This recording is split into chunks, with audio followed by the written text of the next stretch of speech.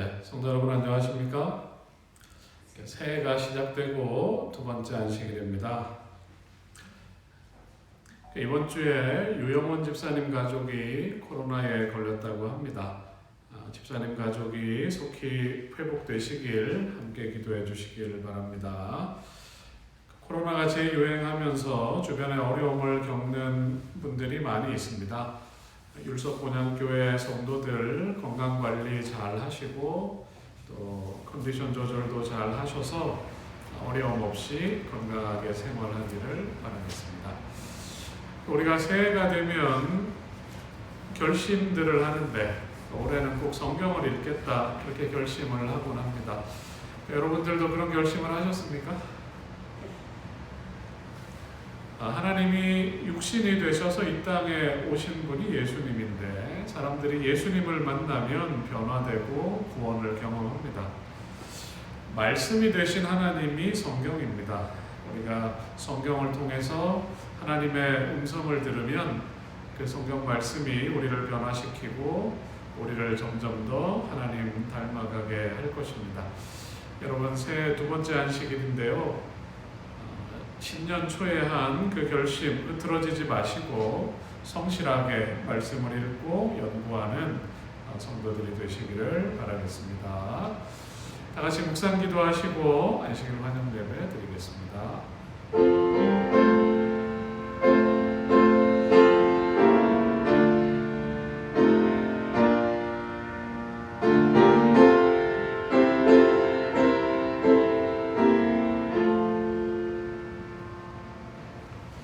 시작하는 찬미 173장 부르겠습니다. 슬픈 마음 있는 사람 173장입니다.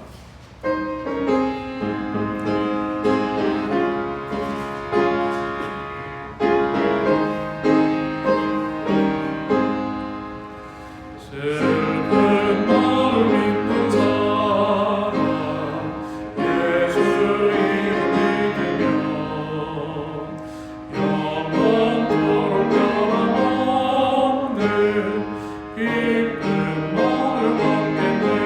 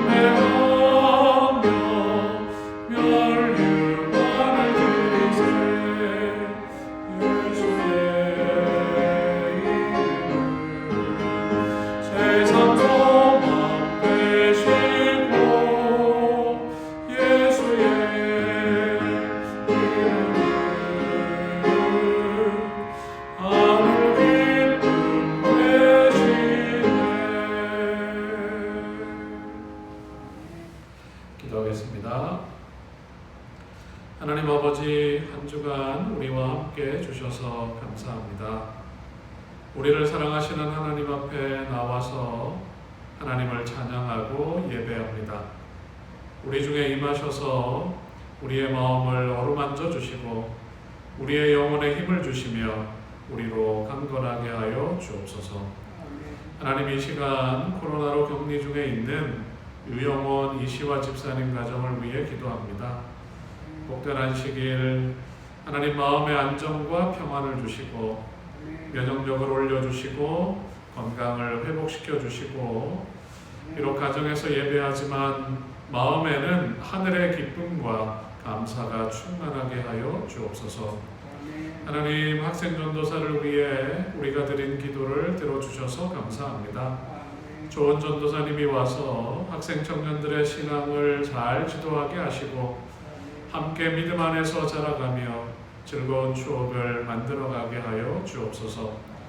하나님, 새해 우리가 주님 앞에 한 결심들의 복을 주시고 성실하게 실천해 가게 하시며 날마다 주님을 닮아가는 성도, 기쁘게 주님을 전하는 교회가 되게 하여 주옵소서.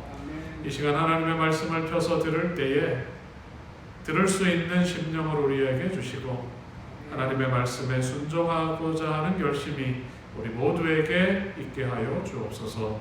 우리를 사랑하시는 예수님의 이름으로 기도하옵나이다.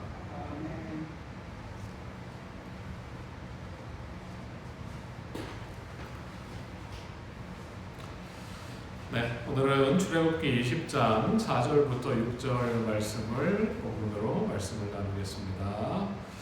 다 함께 성경을 펴시고 출애굽기 20장 4절로 6절을 읽어보도록 하겠습니다. 네, 같이 읽겠습니다. 너를 위하여 시작. 너를 위하여 새긴 우상을 만들지 말고 또 위로 하늘에 있는 것이나 아래로 땅에 있는 것이나 땅 아래 물속에 있는 것에 아무 형상이든지 만들지 말며 그것들에게 절하지 말며 그것들을 섬기지 말라. 나 여호와 너의 하나님은 질투하는 하나님인즉 나를 미워하는 자의 죄를 갚되 아비로부터 아들에게로 3, 4대까지 이르게 하거니와 나를 사랑하고 내 계명을 지키는 자에게는 1000대까지 은혜를 베푸느니라. 아멘. 나를 사랑하고 내 계명을 지키는 자, 오늘 그런 제목으로 은혜를 나누겠습니다. 출애굽기 20장에서 하나님께서 당신의 백성들에게 계명을 선포하고 계시는데요. 10계명이 하나님의 품성의 반영입니다. 이 10계명을 통해서 우리가 악한 영향으로부터 보호함을 받고 하나님의 온전한 사랑, 하나님의 은혜, 하나님의 사랑을 느끼며 살아가게 되는 것입니다. 첫째 계명은 나 외에 다른 신들을 내게 있게 말지니라. 하나님만이 유일하신 신이시고 우리를 진정으로 사랑하시는 분이기 때문에 우리를 정말 사랑하시는 참신은 하나님밖에 없으므로 우리가 하나님을 섬겨야 함을 말하고 있습니다. 오늘 우리가 두 번째 계명을 읽었는데요. 이 두 번째 계명은 첫 번째 계명에 대한 보완입니다. 하나님만 섬기는 것에 대해서 더 자세하게 설명하고 있고 확장하고 있는 내용입니다. 그러면서 우리가 하나님만을 섬겨야 하는 구체적인 이유를 설명해 주고 있습니다.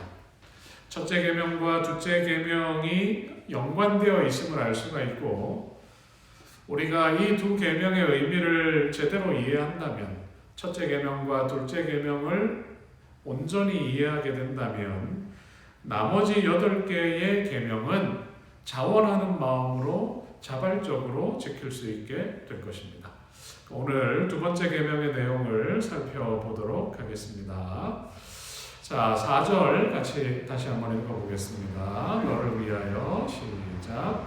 너를 위하여 새긴 우상을 만들지 말고 또 위로 하늘에 있는 것이나 아래로 땅에 있는 것이나 땅 아래 물속에 있는 것에 아무 형상이든지 만들지 말며. 여러분, 명품을 사람들이 좋아하는데 그 명품이 아주 비쌉니다.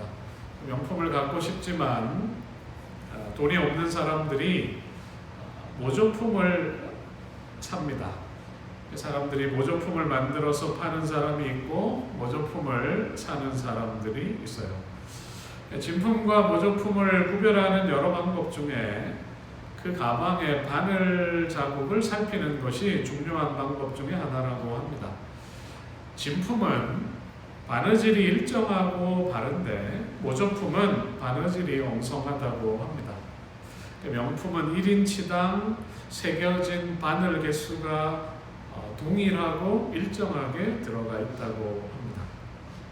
여러분, 세상에 수많은 신들이 있는데 또 많은 신들의 형상이 있는데 사람들이 다양한 종교를 믿고 있는데 모든 종교와 만들어진 형상들이 참신, 다 참신이 아니라는 것을 우리가 압니다. 둘째 계명에 기록되어 있는 것처럼 하늘에 있는 것, 땅에 있는 것, 물속에 있는 것, 모든 것을 형상화한 다양한 형태의 우상들이 있습니다. 그리고 우리가 많은 우화나 신화들을 통하여 많은 신들이 있다는 것을 알고 있습니다. 이런 현상들을 통해서 우리가 확인할 수 있는 것은 사람이 너무 종교적이라는 것입니다. 사람은 종교와 뗄래야 뗄 수가 없고 너무나 쉽게 종교를 찾게 됩니다.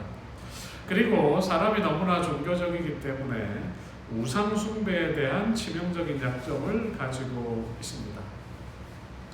여러분, 어린 시절에 어머니를 잃었거나 어머니로부터 흡족한 사랑을 받지 못한 아이가 나이가 들어서도 그가 어릴 때 안고 있던 그 인형, 그 애착 인형을 끌어안는 것으로 위안을 삼는 것처럼 하나님을 잃어버린 인류는, 하나님을 떠나서 하나님을 잃어버린 인류는 하나님 대용품을 찾으려는 노력을 오랫동안 계속하고 있는 것입니다.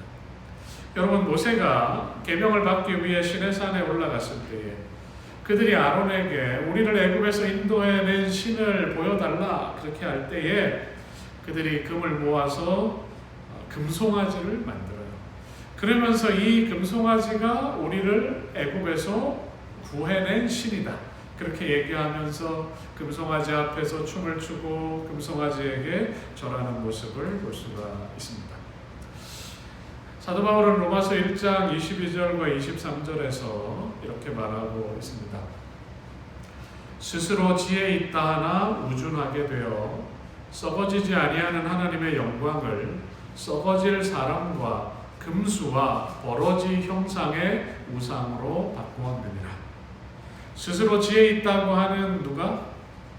우리 인간들이 하나님의 영광을 썩어질 사람의 모습, 짐승들의 모습, 벌레의 형상으로 만들어서 그것에게 절하고 있다. 이렇게 바울이 이야기하고 있습니다. 여러분, 이스라엘이 솔로몬 왕 이후에 북방 이스라엘과 남방 유다로 나뉘게 됩니다. 예루살렘은 어느 나라에 있었습니까? 예루살렘은 남방 유다에 있었어요. 예루살렘에는 뭐가 있습니까? 예루살렘에는 성전이 있어요. 성전에 제사장이 있고 하나님을 예배하기 위하여 절기 때마다 모이는 곳입니다. 북방 이스라엘의 왕들이, 북방 이스라엘의 백성들이 예루살렘에 예배하러 가다가 자기가 아니라 남방 유다의 왕을 섬길까봐 사마리아의 가짜 성전을 만들어요. 그리고 가짜 제사장을 만들어요. 가짜 신상을 만들어서 그들이 그것이 여호와라고 경배하기 시작했고 예루살렘으로 가는 것을 막았어요. 여러분, 이게 효과가 있었을까요? 상당히 효과가 있었어요. 예루살렘에 가는 대신 사마리아에서 예배를 드렸어요. 예수님 당시에 예수님께서 사마리아 여인을 만났을 때에 그들은 우리는 이곳에서 예배한다. 유대인들은 예루살렘에서 예배한다. 어느 게 진짜냐? 그렇게 묻는 것을 볼 수가 있습니다. 여러분, 하나님을 향한 사람들의 마음 가운데 있는 이 열망을 사단은 교묘하게 이용하고 있습니다. 사단은 하나님과 인간 사이가 죄로 벌어졌어요. 그 틈을 교묘하게 파고듭니다. 사람이 너무나 하나님을 찾는 성향이 강하기 때문에 우리 속에 하나님의 형상이 있고 하나님을 예배하고자 하는 마음, 영원한 것에 대한 갈구가 있기 때문에 사단은 이것을 이용하여서 우리가 하나님을 만날 수 없고 볼 수 없기 때문에 이 틈을 이용해서 사단 자신이 다양한 종교의 형태로 사람들의 경배의 대상이 되는 것입니다. 화인 여사는 이렇게 기록하고 있습니다. 사단이 인간을 타락시킨 후로 그의 사업은 사람 속에 있는 하나님의 형상을 지우고 대신 사단의 형상을 새기는 것이었다. 죄 가운데서 최상권을 손에 넣었기 때문에 그는 스스로 그것을 주장한다. 그의 신하들에게 그 권력을 행사한다. 그는 하나님을 그분의 보좌에서 쫓아낼 수는 없지만 우상 숭배의 제도를 통하여 하늘과 땅 사이에 하나님과 경배자인 인간 사이에 그의 보좌를 설치해 놓았다.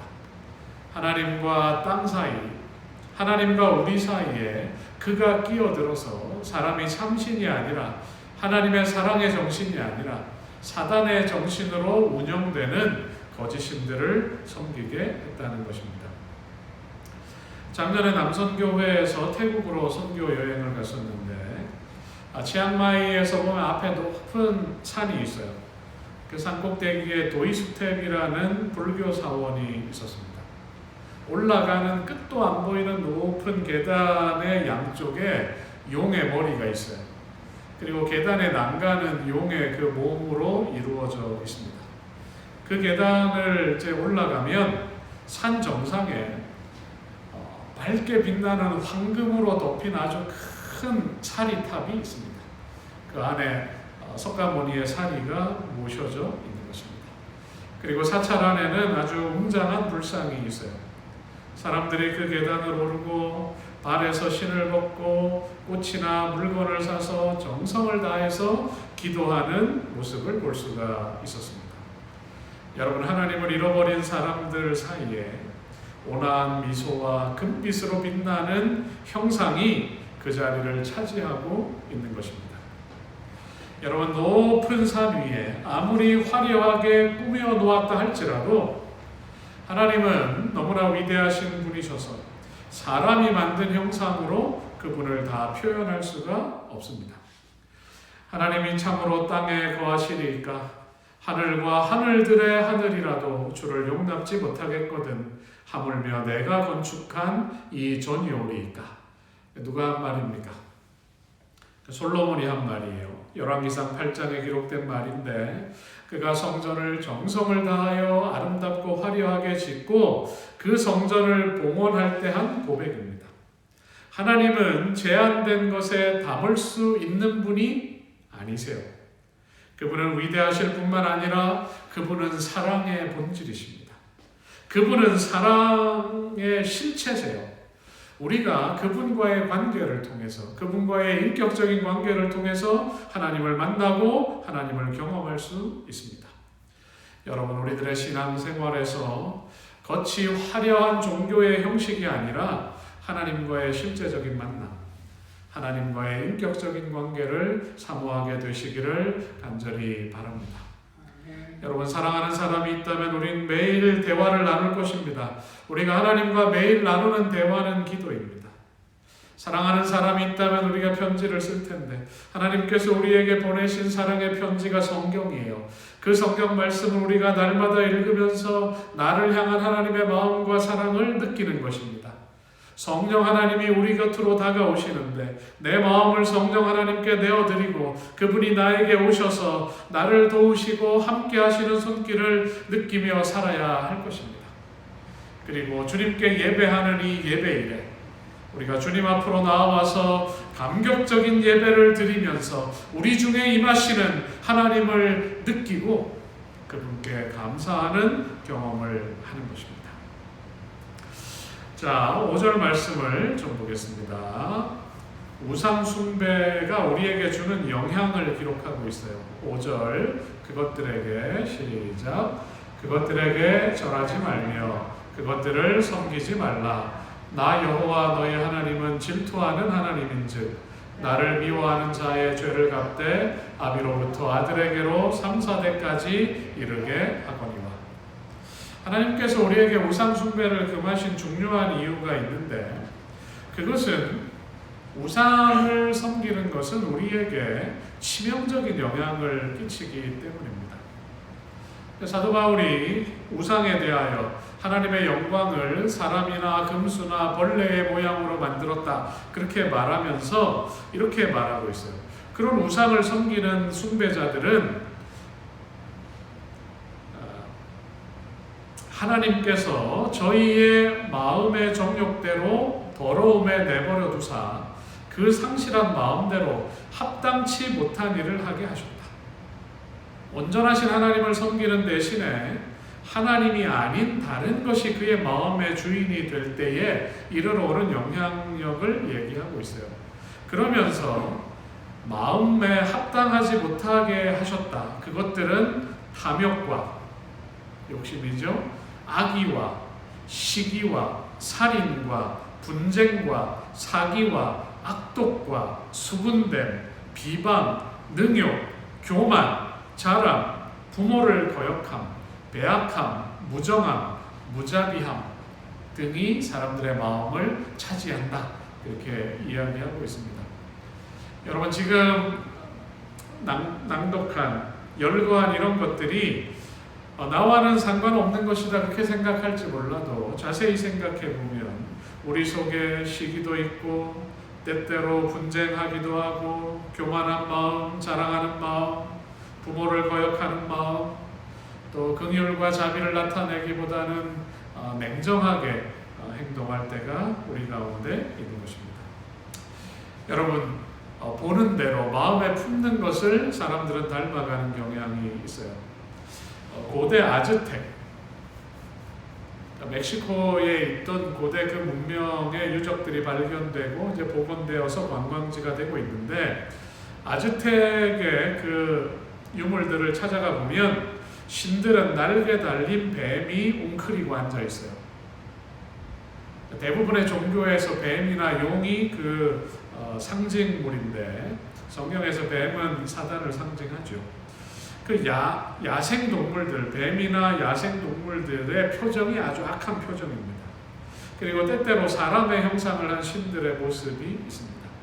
날마다 가서 그 신들을 봐요. 성내고 미워하고 일그러진 얼굴을 한 그 신들이, 특별히 아즈텍의 그 신들은 살아있는 제물의 심장을 바치는 제사를 요구했습니다.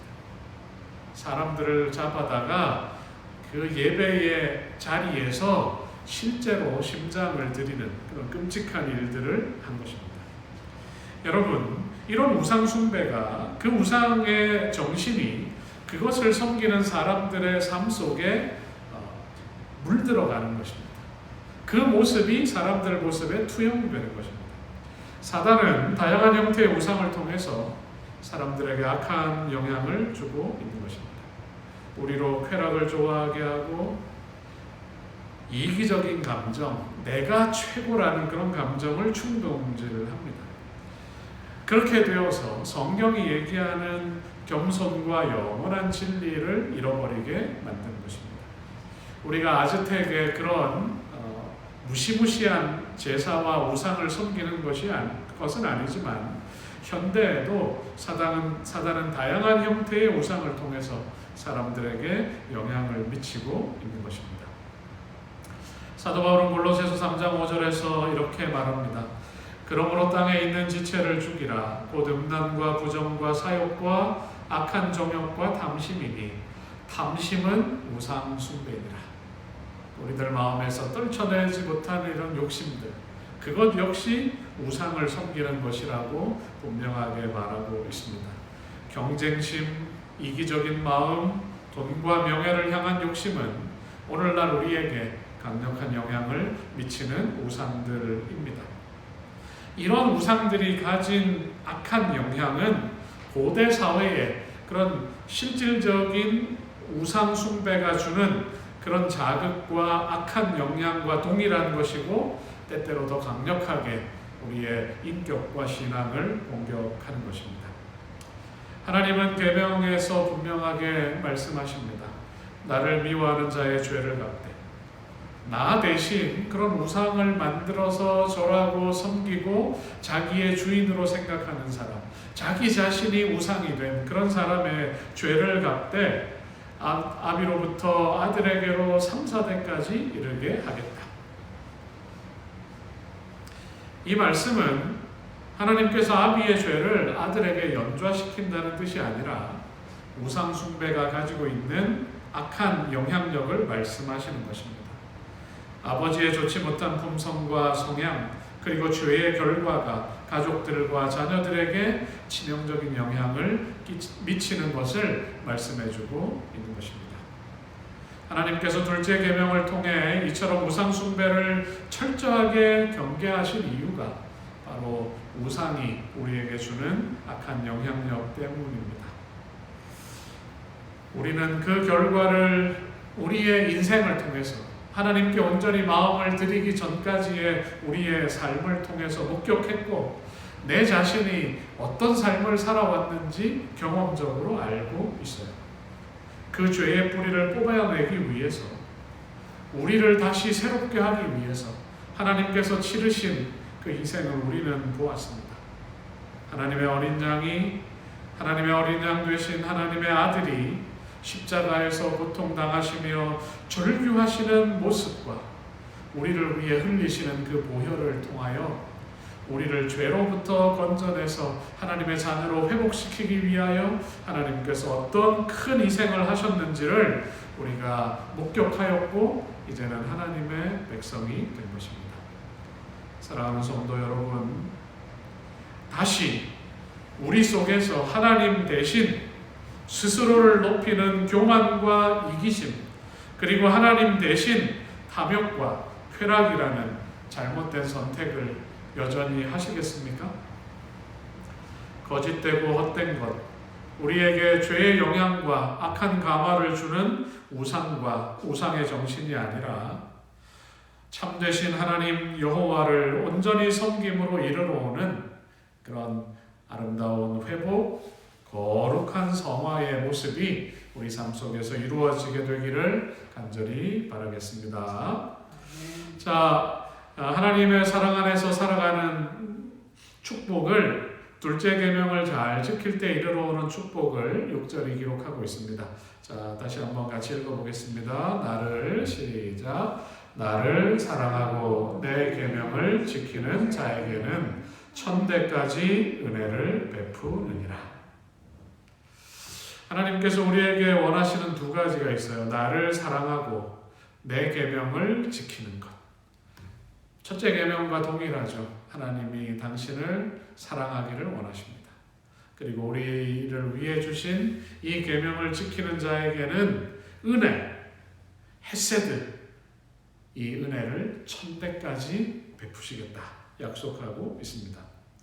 자, 첫 번째 조건인 하나님을 향한 사랑을 말씀드리고 있는데, 지난주 첫째 계명을 이야기하면서 말씀드린 것처럼 하나님을 향한 사랑, 이 사랑은 나눌 수가 없어요.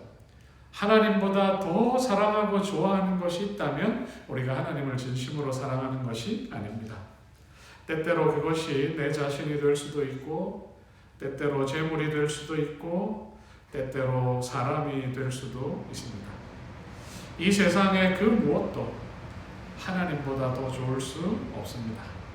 하나님은 우리가 그 무엇보다도 하나님을 사랑하기를 원하시는데, 그 이유는 하나님이 우리를 그렇게 사랑하시기 때문입니다.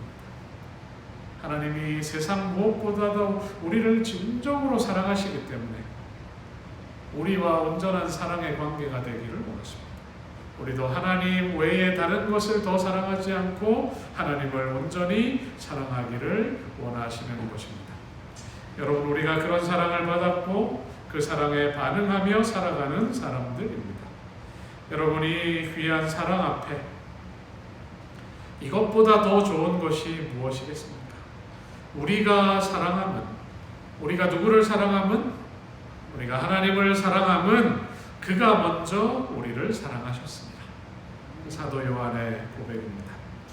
두 번째로 계명을 지키는 삶을 살아야 하는데 예수님께서 하나님을 사랑한다는 것, 우리가 하나님을 사랑한다는 것을 어떻게 증명할 수 있냐? 그렇게 말할 때 이렇게 말씀하셨어요. 내가 아버지의 계명을 지켜 그의 사랑 안에 거하는 것 같이 너희도 내 계명을 지키면 내 사랑 안에 거하리라. 내가 하나님을 사랑하기 때문에 뭘 지킨다고요? 하나님의 계명을 지키는 것처럼 너희가 나를 사랑한다면 나의 계명 안에 있어야 한다. 사랑의 관계의 특징은 서로의 말에 대한 신뢰가 있고 그것을 실천해요. 사랑하는 사람이 뭔가를 얘기하면 그걸 잘 들어요. 그리고 그걸 기억해주고 실천한다는 것은 상대방을 진심으로 사랑한다는 것입니다. 그래서 요한복음 14장에는 이렇게 기록하고 있습니다. 요한복음 14장 15절 너희가 나를 사랑하면 나의 계명을 지키리라. 여러분 하나님을 사랑하십니까? 그렇다면 우리가 하나님의 계명을 지키는 것입니다. 특별히 이 두 번째 계명, 우상을 만들지 않고 하나님을 온전히 사랑하는 것입니다. 나의 계명을 가지고 지키는 자라야 나를 사랑하는 자니 나를 사랑하는 자는 내 아버지께 사랑을 받을 것이요 나도 그를 사랑하여 그에게 나를 나타내리라. 아멘. 여러분, 우상을 섬기는 자에 대하여 하나님은 죄 없다 하지 아니하고 그 죄에 대하여 3, 4대까지 간다 그렇게 말씀하셨는데 6절에서 반대로 나를 사랑하고 내 계명을 지키는 자에게는 언제까지 은혜를 베풀어요? 1000대까지 은혜를 베풉니다. 하나님 계명에 대한 순종에 상응하는 축복은 1000대까지 미쳐요.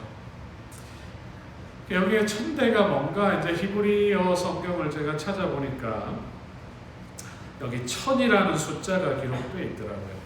사람의 한 세대가 20년이나 30년인데 1000대를 하면 3만 년 정도 돼요. 그것은 영원한 시간을 이야기하는 것입니다.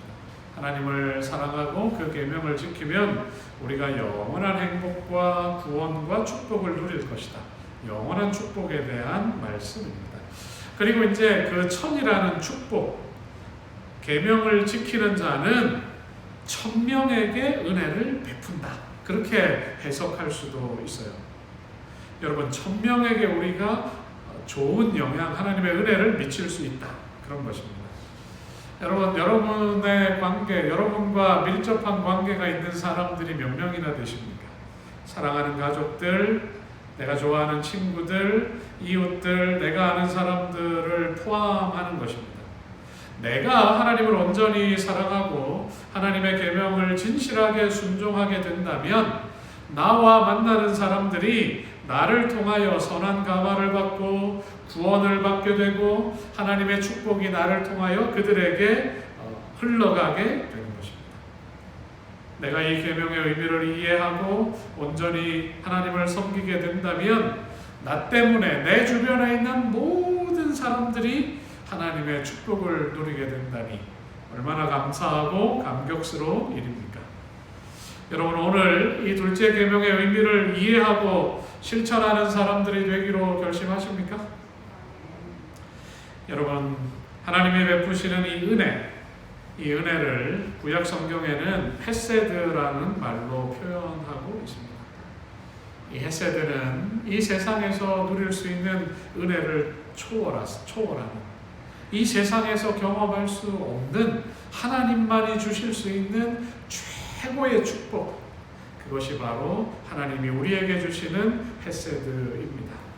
신실하시고 미쁘신 하나님께서 우리를 향해 베푸시는 그 풍성하고 다함없는 은혜를 하나님을 사랑하고 그 계명에 순종함으로 영원히 누리는 하나님의 진실한 백성들이 되시길 바라며 오늘 말씀을 마치겠습니다. 다 함께 머리 숙여 기도하겠습니다. 은혜로우신 아버지 하나님, 한 주일을 살면서 하나님의 말씀을 읽고 하나님께 기도하고 하나님이 나를 도와주시고 내 곁에 계심을 느끼며 살 수 있었음에 인하여 감사를 드립니다. 오 아버지 하나님, 나를 사랑하시는 하나님을 기억하여 이 복된 안식일이 시작되는 시간 주님 앞에 나와 예배합니다. 하나님, 우리 위에 임하시고 우리의 마음을 어루만지시고 우리의 모습이 하나님을 닮아가게 하여 주옵소서.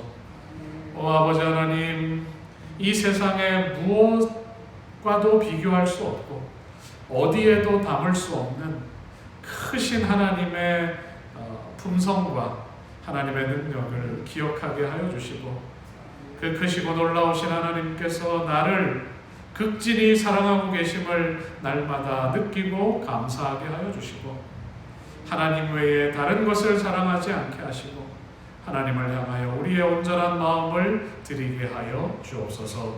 주님, 하나님을 사랑하고 하나님의 계명을 지키며 살겠사오니 계명을 통해 약속하신 천대까지 이르는 놀라운 햇새들을 우리의 삶에 허락하여 주옵소서. 우리를 사랑하시는 예수님의 이름으로 기도하옵나이다.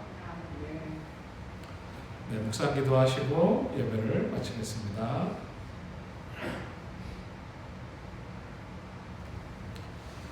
네, 감사합니다. 봄날 같은 포근한 날씨에 비가 내리고 있습니다. 내일 기쁜 마음으로 성전에 모여서 하나님을 찬미하고 안식일 예배를 드리고 또 교제하는 시간을 갖겠습니다. 평안한 저녁 되시고 내일 교회에서 뵙겠습니다. 감사합니다.